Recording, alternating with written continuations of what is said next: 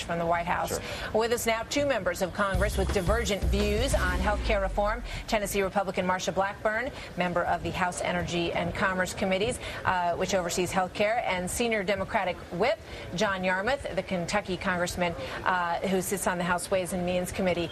Yarmuth supports the health care bill announced in the House yesterday. Welcome to you both. Congressman Yarmuth, let me go to you first. What are the biggest problems that some people have with the bills as they've seen them so far is that they have no idea how they're going to get paid for, and they're afraid that the main way would be by taxing them more.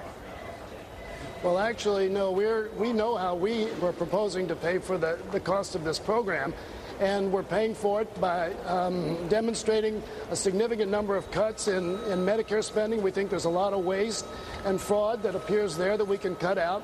We can change practice patterns. We've set up the mechanism in the bill to do that and hold down costs and change the trajectory of costs in health care. And finally, we're going to propose to levy a surcharge on the wealthiest Americans, 1% of Americans who have benefited unreasonably under the Bush tax cuts and now can afford to help pay for providing stability and peace of mind for every American where their health care is concerned. Well, you know, the folks in that bracket are going to listen to that and say, boy, you know, they're getting hit pretty much every which way in their corporations, in their small businesses, and now they get to pay for health care, too. And this is the best thing that's happened to small business in the history of this country, because what it does finally is set up a system whereby small business owners can find affordable health care for their employees if they want to pay for it. And if they can't afford to do it, it sets up a mechanism so those employees can find affordable health care, which they can't do now as individuals, and continue to work for those companies. Let me get to Representative Marsha Blackburn.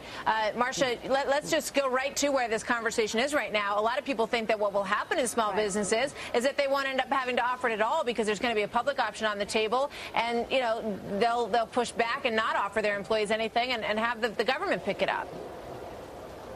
You're right, Martha. The test case for public option health care was my state of Tennessee, and what we have found out is that a public option plan is too expensive to afford.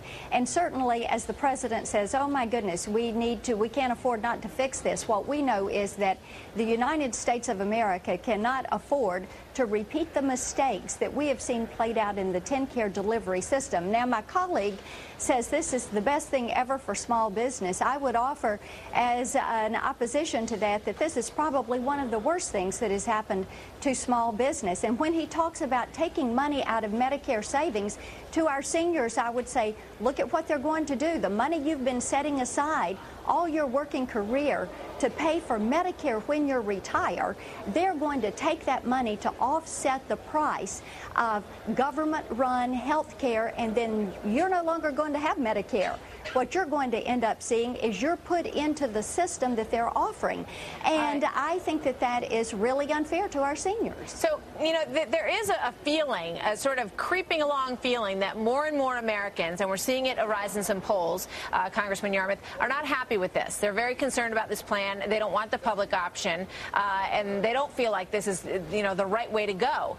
How are you going to speak to your constituents when you go back home who feel that way? Well, first of all, most of the polls have showed that up to 75% of the people approve of the public option. They want that choice. They want to be able to have a public plan competing with private insurers for their business. That would be great. That's the American way, competition.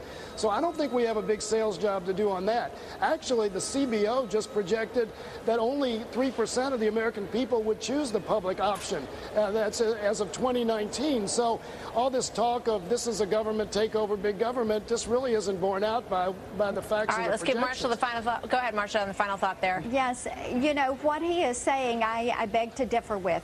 There is a test case for public option health care. It is the TennCare program in the state of Tennessee. What we have seen is it was too expensive to afford, and the burden fell on the state. It used up every new revenue dollar generated in the state. It consumed 36% of the state's budget.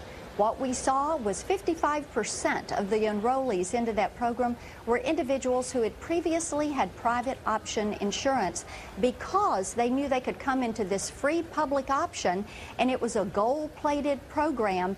And Martha, it is something that the taxpayers of this nation can't afford any more than the taxpayers of my state. They've spent a decade digging out. All right, Congresswoman Marsha Blackburn and oranges. Congressman Yarmouth, I would urge both of you to continue to listen to what the constituents and the people of this country are saying out there. I'm hearing it everywhere I go. People are concerned about what they're getting here, and especially about the increase it's going to mean in their taxes. So we will see. Very, very important issue. And we thank both of you very much for being here today. Thank you. Thank you.